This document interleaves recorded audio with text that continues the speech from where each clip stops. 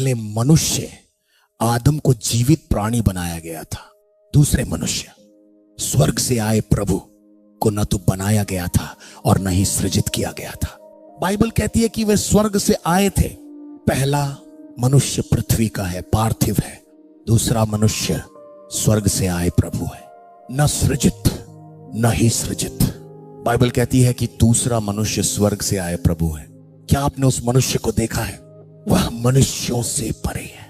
मनुष्य एक प्रणाली है, प्रभु दूसरा मनुष्य स्वर्ग से आए प्रभु है। और यह लिखा है कि पहले मनुष्य को जीवित प्राणी बनाया गया था और अंतिम मनुष्य दूसरे को नहीं, अंतिम मनुष्य को जीवनदायी आत्मा बनाया गया था। छोटे अक्षरों में, बड़े अक्षरों में नहीं, जीवनदायी आत्मा।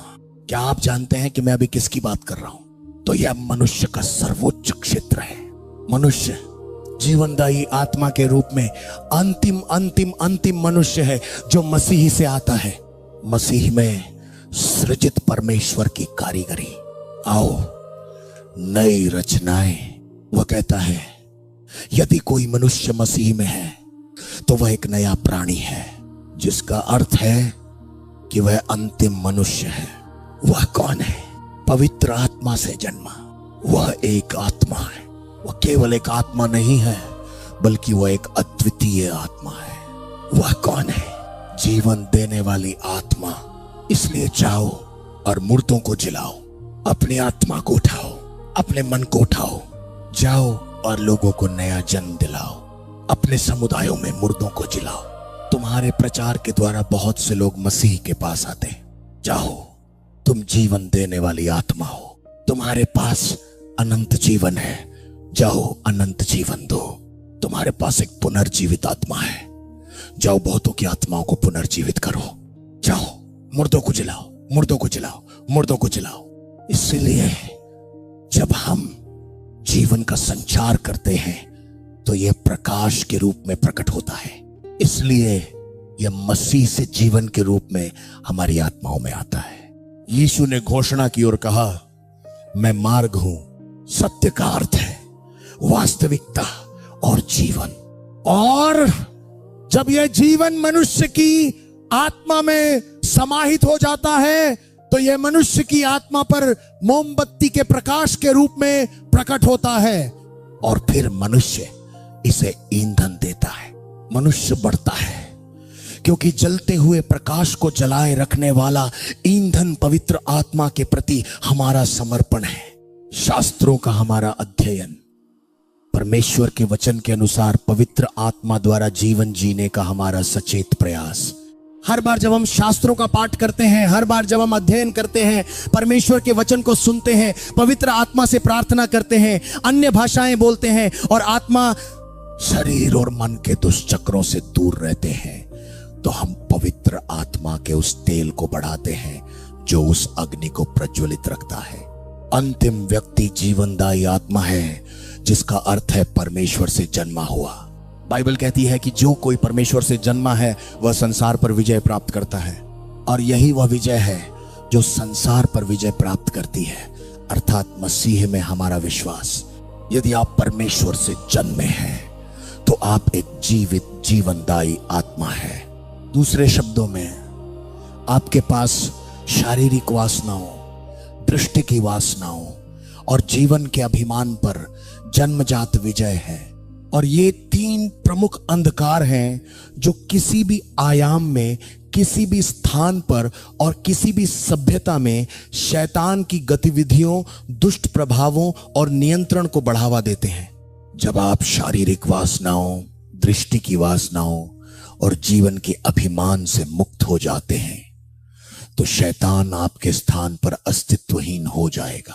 क्या आप जानते हैं कि एक विश्वासी में एक ऐसी प्रवृत्ति होती है जो ऐसा कर सकती है, जो शैतान को अस्तित्वहीन बना सकती है, जिसका अर्थ है कि वो दिखाई नहीं देगा, पकड़ा नहीं जाएगा या आपके रडार में नहीं आएगा।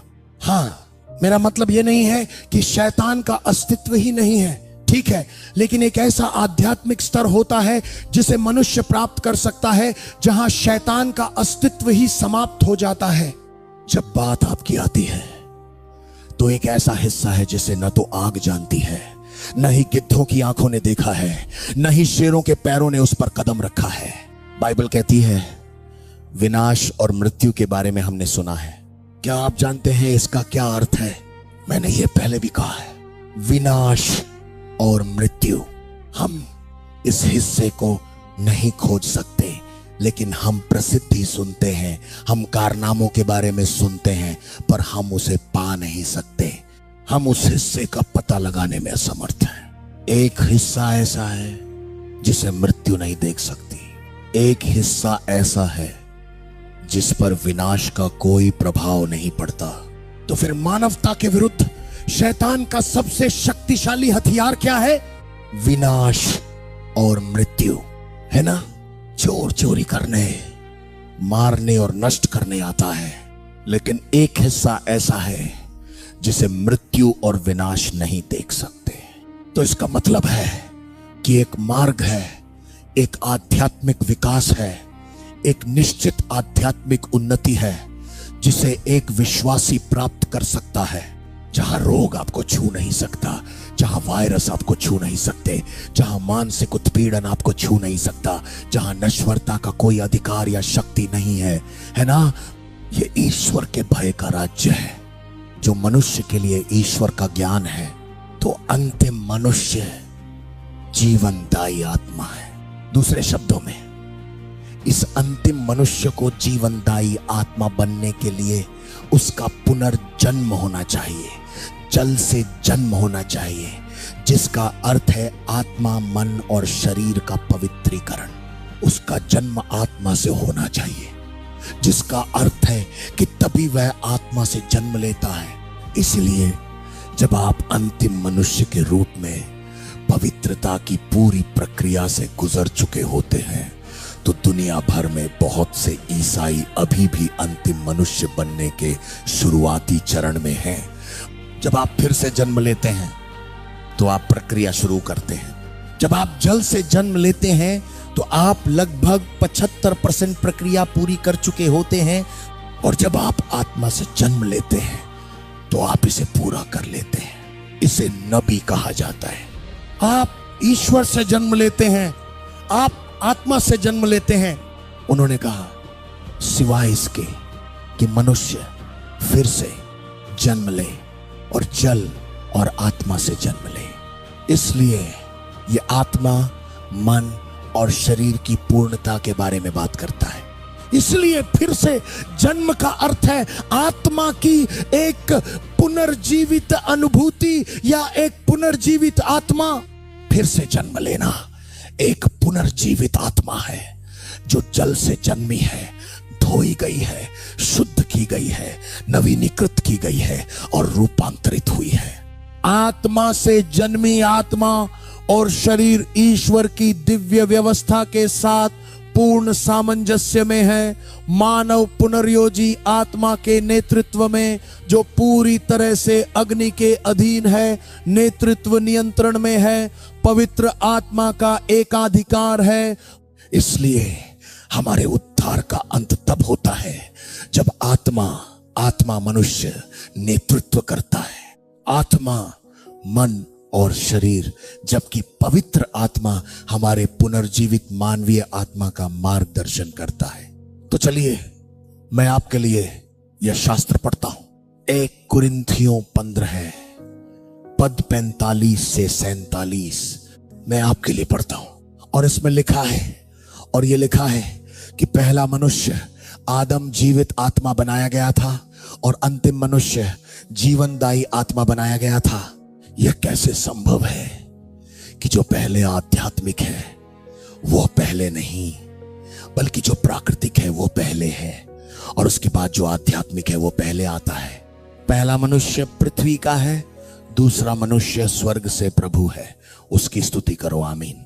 अंतिम मनुष्य जीवनदायी आत्मा है। आत्मा मृत है, शरीर मृत है, मन अंधकार में है। केवल आत्मा से मिलने वाला जीवन ही आत्मा का नवीनीकरण और उद्धार कर सकता है।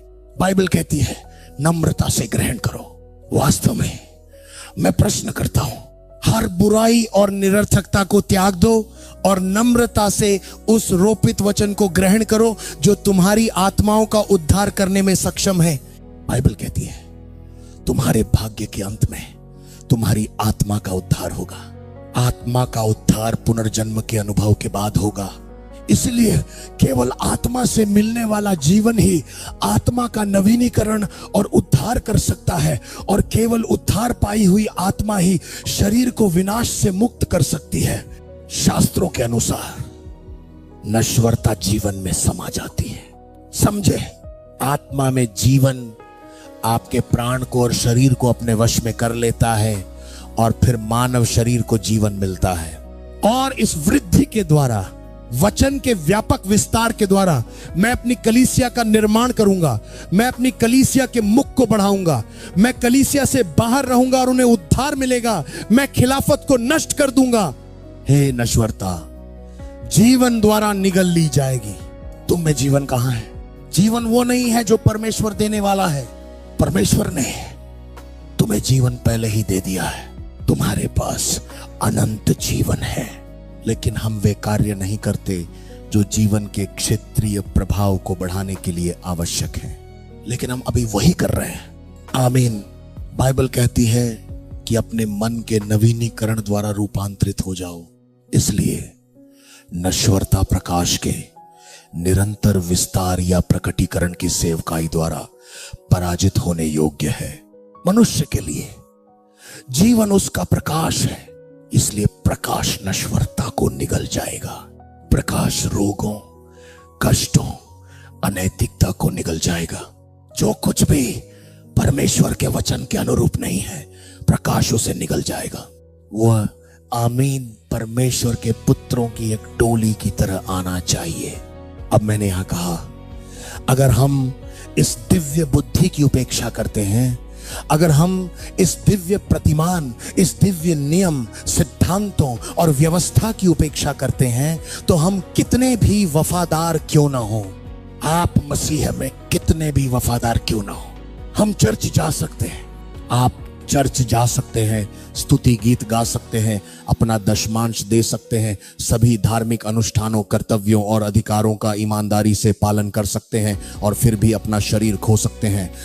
यदि आप अपनी आत्मा से, अपने मन से, अपने मस्तिष्क की कोशिकाओं, अपने मस्तिष्क की कोशिकाओं से, अपने तंत्रिका तंत्र से, अपनी धमनियों से, अपनी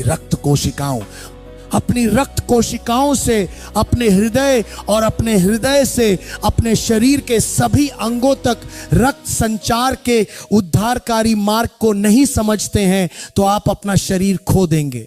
क्रम को समझें। क्या मैं आपको बता सकता हूं कि समस्या क्या है? अगर आप विश्वासी हैं तो यह बात आपके हृदय को ठेस पहुंचाएगी। मेरा मतलब है, अगर आप धार्मिक विश्वासी हैं, हमारी समस्या, हमारी असली सीमा यह है कि हमने कभी भी अपनी आत्माओं के उद्धार से आगे नहीं बढ़े। हम वहीं अटके हुए, हम वहीं रुक गए। क्या आप इससे आगे बढ़ना चाहते हैं? वे कहते नहीं।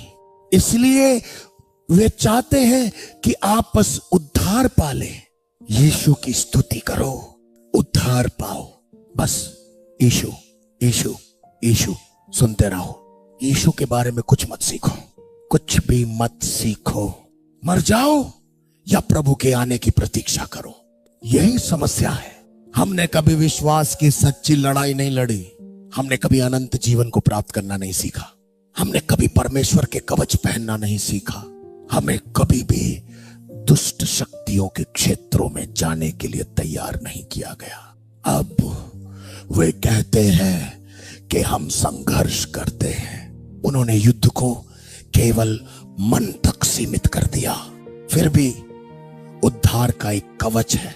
इसका अर्थ है कि मन युद्ध का एक मंच है। यह धार्मिकता की एक धन्य थाली है। अब यह केवल मन में ही नहीं है, यह हृदय का क्षेत्र। उन्होंने हमें इसके बारे में नहीं सिखाया है। उन्होंने हमें कभी भी उन दुष्ट शक्तियों, अंधकार के शासकों और आत्मिक दुष्टता के प्रकारों के बारे में नहीं सिखाया है, जिनका हमें हृदय के मंच पर, युद्ध के मैदान में, युद्ध भूमि में सामना करना है। फिर एक जगह है जिसे क्या कहते हैं, कमर। कमर, किसी ने हमें हमारी कमर के युद्ध क्षेत्र के बारे में नहीं बताया। हमें यह नहीं बताया गया है कि हम किस प्रकार के प्राणियों का सामना कर रहे हैं। विश्वास की ढाल, उन्होंने हमें यह नहीं बताया कि बाएं हाथ पर क्या होता है, लोकों में उसका क्या स्थान है। हम किन प्राणियों से लड़ते हैं? हाथों से। आत्मा की तलवार, उन्होंने हमें यह नहीं बताया कि हम आत्मा की तलवार का उपयोग करके लोकों में कैसे प्रवेश कर सकते हैं और कुछ आत्माओं से कैसे निपट सकते हैं। उन्होंने हमें हमारे पैरों के जूतों के बारे में नहीं बताया। देखो, कुछ भी नहीं, लेकिन वे कहते हैं ओह ये सब मन से होता है। हालेलुया, ईश्वर की महिमा हो, यह सब मन में है। इसलिए हम आध्यात्मिक युद्ध के बारे में नहीं जानते, हम अपने युद्ध के हथियारों को नहीं जानते, हम उस युद्ध की प्रभावशीलता और दक्षता के लिए शारीरिक इच्छाओं से लड़ने के महत्व को नहीं जानते जिसमें हम शामिल हैं।